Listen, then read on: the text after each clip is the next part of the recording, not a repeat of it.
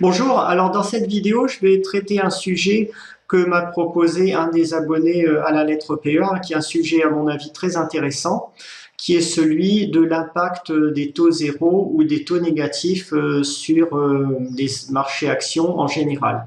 La question posée étant venant de cet article du Revenu, qui est de se dire est-ce que le CAC de toute façon n'est pas voué à monter, hein, ici on parle d'un niveau de 10 000 points, bon peu importe, est-ce que le CAC n'est pas promis à une hausse parce qu'il n'y aurait plus aucune autre alternative aujourd'hui en matière d'épargne que le marché action, puisque les rendements de tous les placements obligataires s'approchent de zéro, voire deviennent négatifs maintenant, et ne laisse plus de choix possibles à l'épargnant. Alors vous allez le voir, c'est un sujet qui en fait est bien plus complexe que la simple prime de risque dont on parle très fréquemment, c'est-à-dire prime de risque du marché action par rapport au marché obligataire, qui, lorsqu'elle devient trop élevée, se mettrait à favoriser de toute façon le marché action. En matière de taux d'intérêt, en fait, il y a deux limites physiques qui sont quasiment infranchissables. L'une étant voisine de zéro. Alors là, je vais vous expliquer tout de suite pourquoi.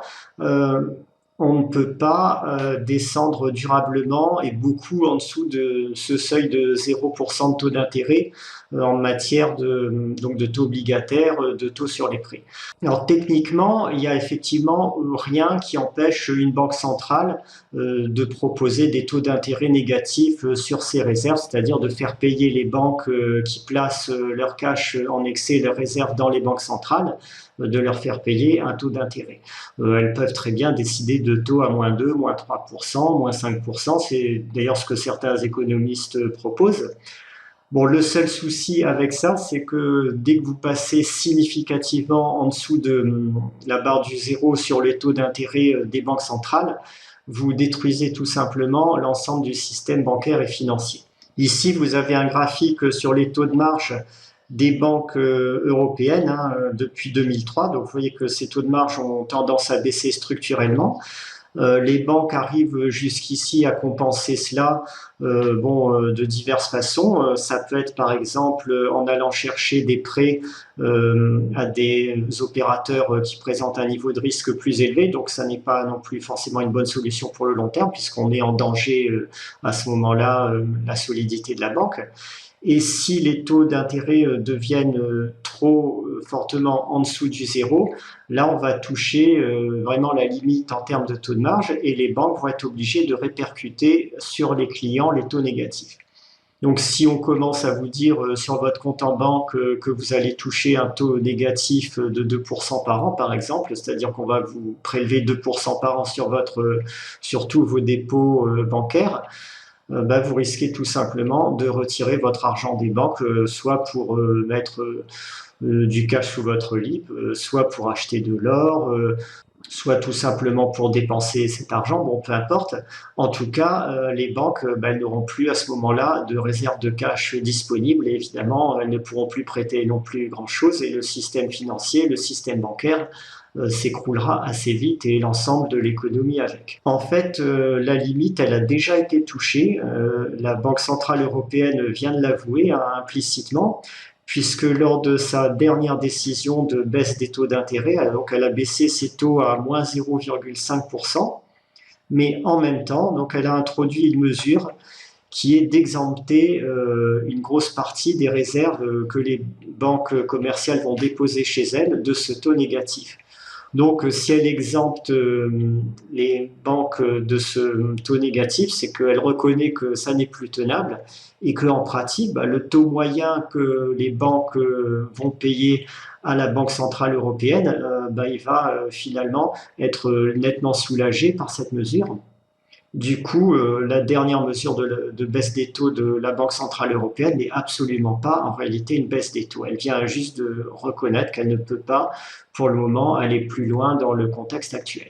La deuxième limite en termes de taux, cette fois-ci de baisse de taux, qui va porter, là on parle plus de taux négatifs, de taux zéro, mais de taux généraux de l'épargne, hein, que ce soit obligations, actions, immobilier, entreprise, projet de business, donc rentabilité de projet d'entreprise, etc.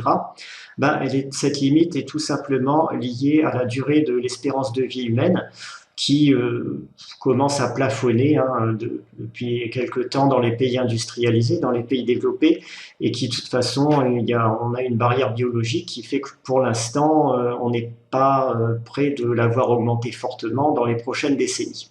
Alors cette limite, bah, c'est tout simplement le taux d'intérêt qu'il faut pour devenir rentier dans un délai suffisamment rapide par rapport à la durée d'une vie humaine, c'est-à-dire la durée pendant laquelle il va être intéressant d'épargner si vous voulez devenir rentier au bout de 20-25 ans environ. Alors cette limite, elle tourne bon an mal an autour de 15% par an de taux d'intérêt. Ça n'est pas un caprice de capitaliste avide et destructeur de la planète d'exiger, lorsqu'on fait un projet d'entreprise, un rendement de 15%. Bah, c'est tout simplement que si vous allez investir, imaginez que vous décidiez d'investir une somme d'argent dans un projet d'entreprise qui rapporte 5% par an, vous allez mettre 20 ans juste pour retrouver votre mise initiale. C'est pas très intéressant, c'est pas très motivant pour l'entrepreneur qui se dira bon, autant profiter tout de suite de cet argent, le dépenser ou être salarié, je ne sais pas. Mais voilà, donc ce taux de 15%, on peut le voir ici dans une simulation que j'avais faite en rendement d'épargne boursière. Donc si on a un rendement en PEA de 20% par an, les bonnes années avec des années de crise à moins 20%, bon, ça simule à peu près ce qui peut se passer dans la vie réelle. En PEA, bah, il vous faudra environ une vingtaine d'années pour arriver à 1 million d'euros à partir d'une somme initiale de 30 000 euros et de versement d'épargne régulier. Donc ici, j'ai pris 4 000 euros par an environ. Si vous baissez ces taux de façon importante, ici je prends un rendement de PEA qui devient de seulement 5% par an, avec des mauvaises années à moins 4% par exemple, bah vous vous rendez compte qu'au bout de 20 ans, au lieu d'avoir 1 million d'euros comme précédemment, vous avez plus que 184 000 euros. Et là, bah pour l'épargnant, ça devient quand même beaucoup plus difficile parce que 184 000 euros, même si ça semble être une somme un peu importante, ça n'est pas du tout suffisant pour pouvoir vivre de ses rentes. Donc là, c'est tout simplement un arbitrage qui est connu en psychologie sous le nom de delay discounting, qui consiste à décider ou non de se priver d'un plaisir immédiat pour obtenir dans le futur un plaisir beaucoup plus grand. Alors en matière d'épargne, c'est tout simplement se priver de consommer maintenant dans le présent les ressources financières qu'on a pour en profiter, pour voyager, pour acheter des choses dont on a envie, etc. Afin de, dans 15-20 ans, d'avoir une somme d'argent beaucoup plus grosse et de pouvoir profiter beaucoup plus à ce moment-là des libertés que cet argent pourra nous offrir dans la vie.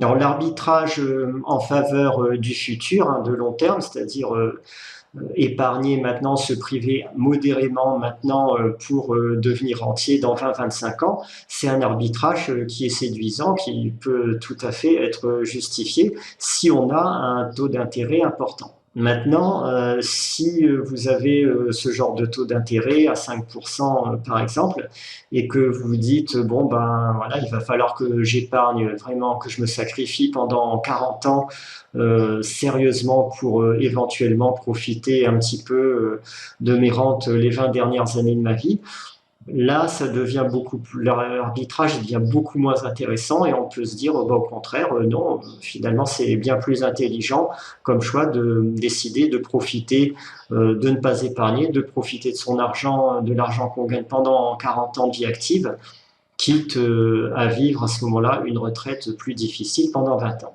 Donc, ce qui peut se passer, si les taux d'intérêt des placements dans leur ensemble deviennent trop bas, c'est tout simplement que les gens n'arbitreront pas forcément des obligations, c'est-à-dire des SICAV monétaires et fonds en euros vers les actions, mais ils vont tout simplement décider d'arbitrer en cessant d'épargner et en consommant immédiatement. Et là, ça ne favorisera pas forcément le marché action, vous en doutez. Alors maintenant, on va aborder les faits, c'est-à-dire les résultats des expériences passées et présentes en matière de taux d'intérêt pour voir s'il y a vraiment une relation entre taux bas et hausse des marchés actions dans le monde aujourd'hui, hein, sur les principaux indices boursiers. Alors déjà, je commencerai par vous faire une remarque. Le fait qu'un taux d'intérêt soit négatif, dans la pratique, ça délivre deux grands messages. Si un acheteur aujourd'hui, par exemple, est prêt à payer sur le taux, les obligations d'État à 5 ans allemandes, un taux d'intérêt négatif de moins 0,7 ou moins 0,8%, c'est-à-dire qu'il est prêt à perdre 0,8% par an sur son argent pour acheter ce type d'obligation, ça paraît absurde, hein, puisqu'il pourrait très bien garder son cash sur un compte en banque à ne rien faire, par exemple. S'il fait quand même ce choix, c'est qu'il y a derrière deux paris. Le premier pari est qu'il se dit, bon, les conditions économiques que je prévois sont tellement mauvaises que je pense que les taux d'intérêt vont encore aller plus bas et que je vais pouvoir comme ça gagner de l'argent par la plus-value que je vais réaliser sur l'obligation grâce à la baisse des taux. Puisque lorsque les taux baissent, le cours d'une obligation, notamment si c'est une obligation de long terme, donc il peut gagner de l'argent ainsi en misant sur une plus-value malgré le taux d'intérêt négatif.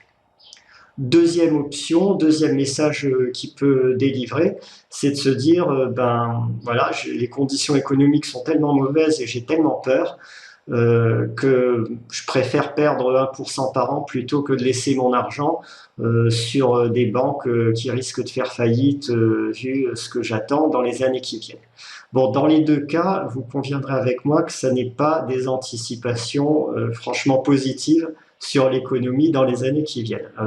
On en est très loin. Donc, quand on anticipe des conditions de ce type sur les années qui viennent, c'est sans doute que l'environnement économique ne sera pas du tout favorable au marché actions.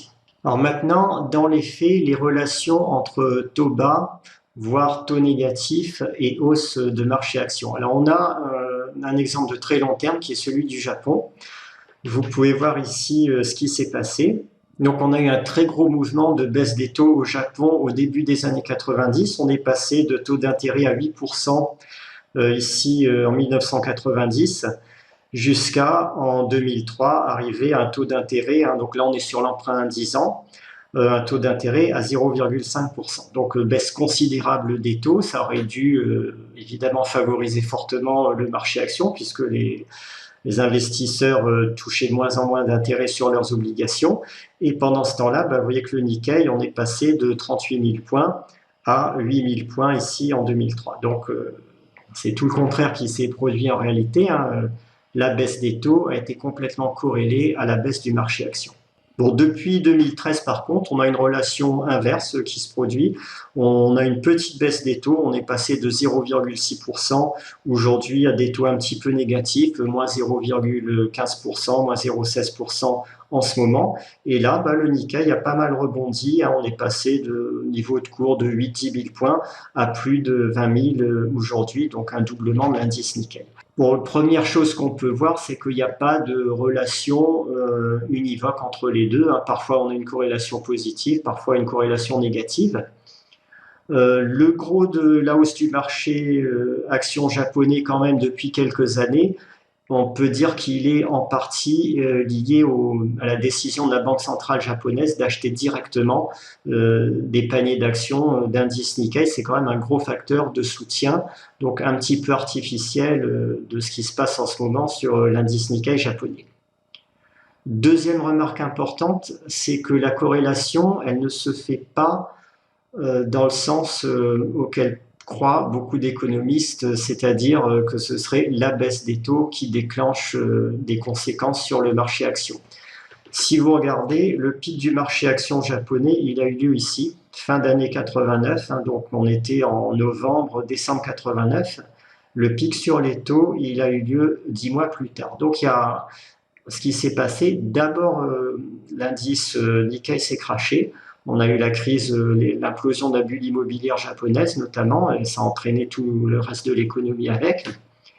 Et à retardement, les taux d'intérêt sont partis à la baisse avec la généralisation de la crise à l'ensemble de l'économie. Si vous observez maintenant le même type de relation, cette fois-ci je vous propose un graphique donc de l'indice DAX allemand. C'est la courbe mauve que vous avez ici, la courbe ici fuchsia ou mauve, et ici la courbe bleue qui est les taux d'intérêt des emprunts d'État à 5 ans. On observe la même situation, c'est-à-dire que par exemple ici de 2015 à 2016, le marché allemand a commencé à baisser, on le voit très bien ici, et à retardement avec un décalage d'à peu près 2-3 mois, vous voyez les taux d'intérêt qui baissent ensuite. Donc là, c'est bien l'indice action allemand qui précède les variations de taux et pas l'inverse. Même chose ensuite, à partir de 2016, le marché allemand commence à rebondir en février-mars 2016. Donc il rebondit pas mal. Ici, on passe de 8800 à plus de 13 000 points sur le DAX. Et vous voyez que les taux d'intérêt de l'emprunt d'État à 5 ans allemand commencent à réagir à la hausse à peu près 5 mois plus tard que ce qu'on observe sur l'indice DAX allemand. Donc là aussi, décalage important dans le temps avec toujours les actions qui sont leaders dans le mouvement et les taux d'intérêt qui suivent. Même phénomène pour 2018, la baisse des actions du DAX allemand commence en janvier 2018 ici, baisse assez sensible là aussi, et les taux d'intérêt ensuite réagissent là aussi à retardement, quelques mois de décalage. Et là, on voit bien le décalage qui se produit avec un point bas ici pour le DAX allemand en décembre 2018 et un point bas sur le taux à 5 ans allemand qui se produit au moins 8 mois plus tard en août. Donc les relations entre taux d'intérêt et actions sont vraiment complexes. Et de façon générale, c'est presque toujours les indices actions qui impulsent le mouvement au taux et certainement pas l'inverse, c'est-à-dire les taux qui impulseraient des mouvements aux indices actions. Alors on fait un effet favorable de taux zéro ou de taux négatif sur les marchés actions. Il ne se produira éventuellement qu'à une seule condition. Cette condition, c'est vraiment l'essentiel, c'est que l'économie, la conjoncture économique se comporte bien et résiste bien dans les années qui viennent. Si on a une récession qui arrive à un retournement de cycle économique, quel que soit, il faut bien vous dire que quel que soit le niveau des taux, ils peuvent être à zéro, ils peuvent être négatifs, ce que vous voudrez, l'indice crachera de toute façon. On le voit très bien, on a déjà un exemple qui est l'indice CAC Small en France, donc c'est un indice de small caps française à dominante industrielle, manufacturière, et cet indice, il s'est quand même bien, peut-être pas craché, mais enfin il a quand même fortement chuté depuis le début de l'année 2018. On est passé de 14 000 à 9 700, donc on a perdu en gros une trentaine de pourcents sur cet indice. Et ça dans un contexte de taux qui a pourtant fortement baissé de façon générale en Europe. Et tout simplement parce que la conjoncture manufacturière européenne s'est nettement dégradée. On a eu un gros ralentissement du secteur manufacturier qui est toujours en cours en ce moment, qui tourne plus ou moins à la récession manufacturière. Et pourtant, ce ralentissement, par rapport aux crises passées, notamment 2008-2009, il n'est pas si violent que cela pour l'instant.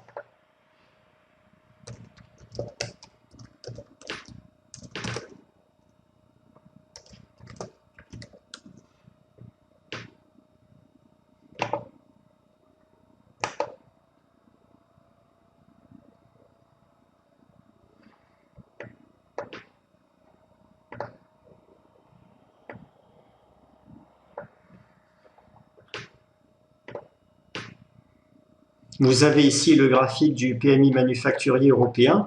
Vous voyez qu'on est en dessous de la barre des 50 qui sépare expansion et contraction de l'activité. Mais par rapport au creux de 2008-2009, on est quand même très loin des conditions de l'époque. Donc on a une récession manufacturière pour l'instant d'ampleur modeste. Quand on regarde les comptes des équipementiers automobiles, Plastivaloir, Aquel, etc. par exemple, On voit qu'ils continuent au premier semestre 2019 à réaliser de très bons bénéfices, même s'ils sont en légère baisse, donc les conditions ne sont pas spécialement dramatiques sur ce secteur des small caps et des valeurs cycliques. Et pourtant, c'est déjà suffisant pour déclencher une baisse du marché d'environ 30%. Donc dites-vous bien que même avec des taux zéro ou légèrement négatifs, si on a dans les mois, dans les trimestres qui viennent, une récession qui se déclenche, les indices plongeront de toute façon et les taux négatifs ne seront en aucun cas un parapluie et une garantie. Maintenant, si dans les années qui viennent, les banques centrales réussissent leur pari, c'est-à-dire qu'elles arrivent à relancer le cycle économique, à contrer le ralentissement actuel qui commence à se profiler, et pour la première fois dans l'histoire, à faire en sorte qu'une inversion de courbe des taux générale ne soit pas suivie par une récession, à ce moment-là, oui, les marchés ont encore plus confiance dans la toute-puissance des banques centrales.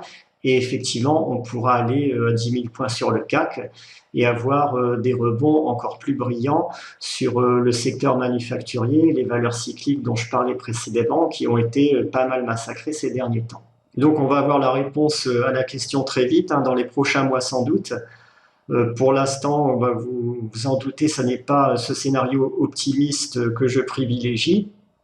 Je ne l'exclus pas, je n'exclus rien. Moi, je m'adapterai de toute façon à tout en fonction de ce que le marché me dira, bien sûr. Bon, lors du dernier point bas de début octobre, par exemple, j'ai pris quelques positions haussières de court terme, de trading sur certaines valeurs dans le cadre de mon PA et de la lettre correspondante, pour vous dire que je ne suis pas bloqué absolument dans un scénario baissier, mais je reste quand même très prudent et plus que méfiant sur les horizons de plus long terme et ne crois pas du tout que des taux d'intérêt puissent être un moteur pour le marché action dans les trimestres qui viennent.